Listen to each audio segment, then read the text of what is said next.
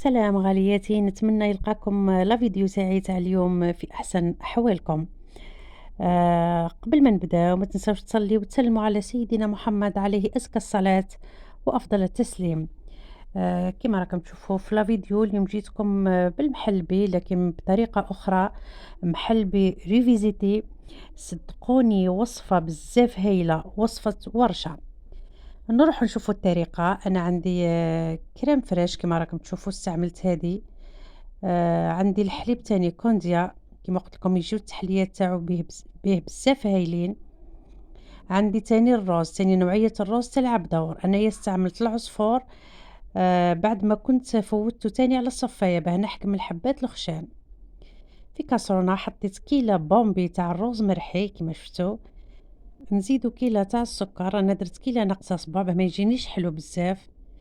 بعدها نزيدو 4 كيلات تاع الحليب. أنا استعملت هذا كونزيا كيما قلت لكم يجيو التحليات بيه بزاف هايلين، ولا تحبي تستعملي تاع الغبرة تاني يجيو بيه ملاح. الكريم فريش تاني تحبي كيما عندك، تحبي ديري لوماتخ، تحبي هادي فونديليز، تحبي اوبلا كيما متوفر عندك في الدار. بعدها نزيدو 3 كيلات تاع الكريم فريش كيما قلت لكم يعطيه هذا المحل بالإضافة هذه تاع الكريم فريش بنة بزاف هايلة.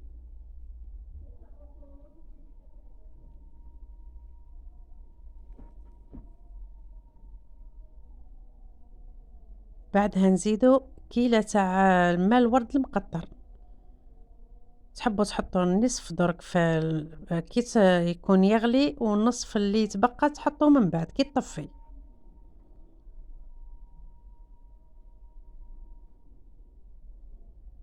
صدقوني تاني بماء الورد راس القطار يجي بزاف هايل.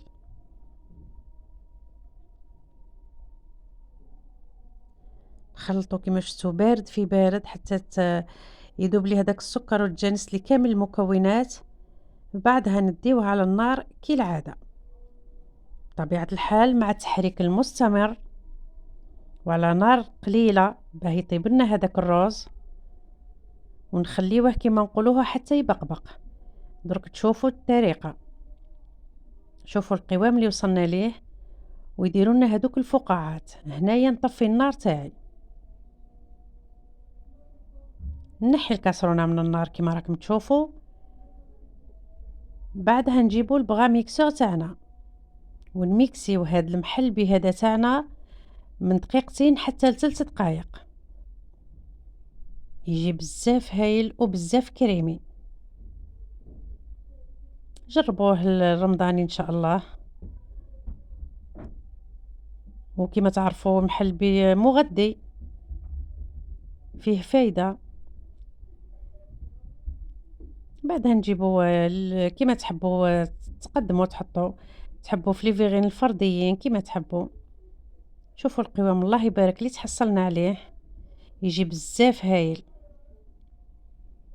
انا حطيت في ليفيرين هادو الفرديين، وحطيت كيما يقدموه بكري في الصماط القسنطيني في صحان كبار ياكلوه كيما عم بالكم بالشريك.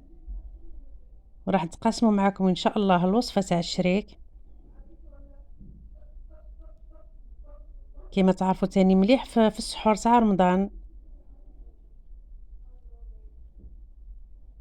والتزيين كيما شفتوا اختياري، انا زينته بشوش الورد هذاك، وزينته بالبيستاش، وانتم اللي متوفر عندكم في الدار بالجوز كيما تحبوا.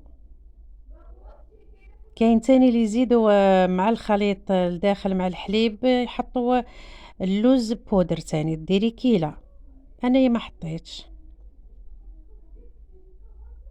وهذه هي وصفتي للنهار اليوم، نتمنى تنال إعجابكم. انتظروني في وصفات أخرى إن شاء الله. دمتم في رعاية الله وحفظه. سلام.